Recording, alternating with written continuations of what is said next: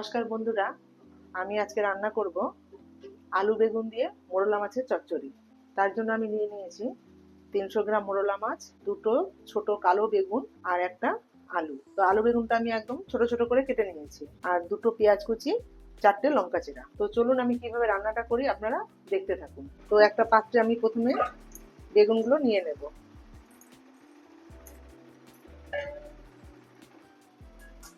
তারপরে এই আলুগুলো দিয়ে দেবেন মধ্যে। এরপরে এই মাছগুলো দিয়ে দেবেন।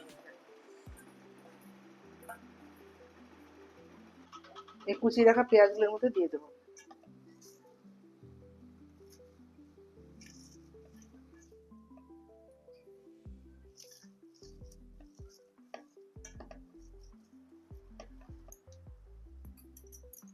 এই লঙ্কা চিরাগুলোর মধ্যে দিয়ে দেবো।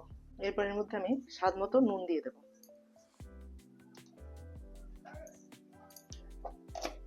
এরপর হলুদ দিয়ে দেবো। এবার পরিমাণ মতো এর মধ্যে সর্ষের তেল দিয়ে দেবো। দিয়ে এটাকে এবার ভালো করে মেখে নেব।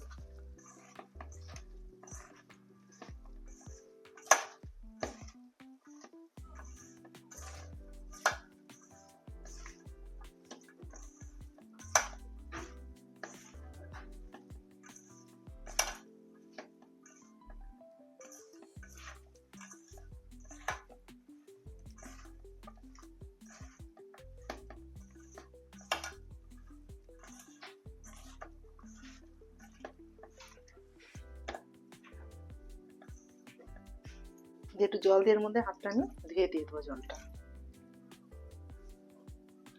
হাফ চামচ রাঁধুনি আমি ভেজে তুলে নেব আগে।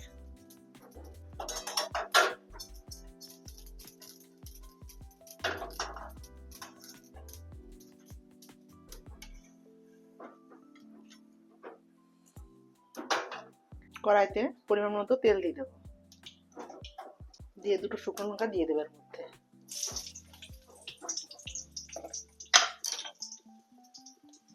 আর অল্প পরিমাণে রাঁধুনি দিয়ে দেবো। দিয়ে এবার এর মধ্যে এগুলো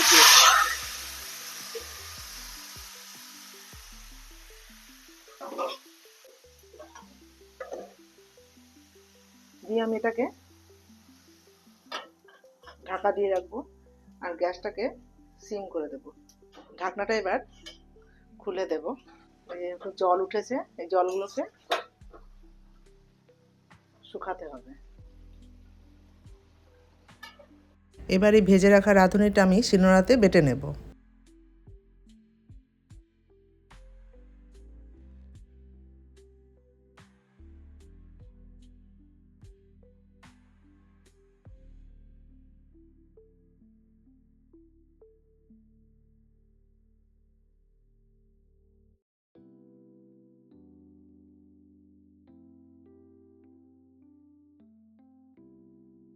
মশলাটা হয়ে গেছে, ঢাকনাটা এবার তুলে নিচ্ছি। দিয়ে এবার আমি এই রাঁধুনি বাটাটা এর মধ্যে দিয়ে দেব।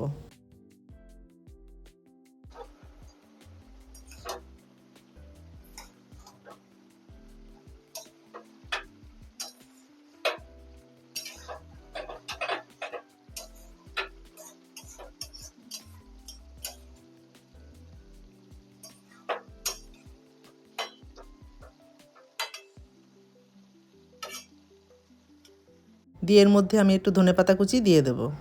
তো আমার এটা হয়ে গেছে রান্নাটা, এখন আমি এটাকে নামিয়ে নেব।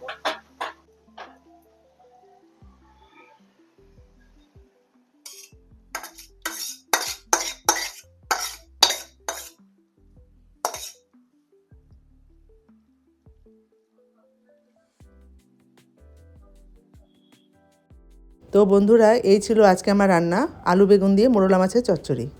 তো এই ভিডিওটি যদি আপনাদের ভালো লেগে থাকে তাহলে একটি লাইক এবং শেয়ার করে দেবেন, আর চ্যানেলটি সাবস্ক্রাইব করে দেবেন। ধন্যবাদ।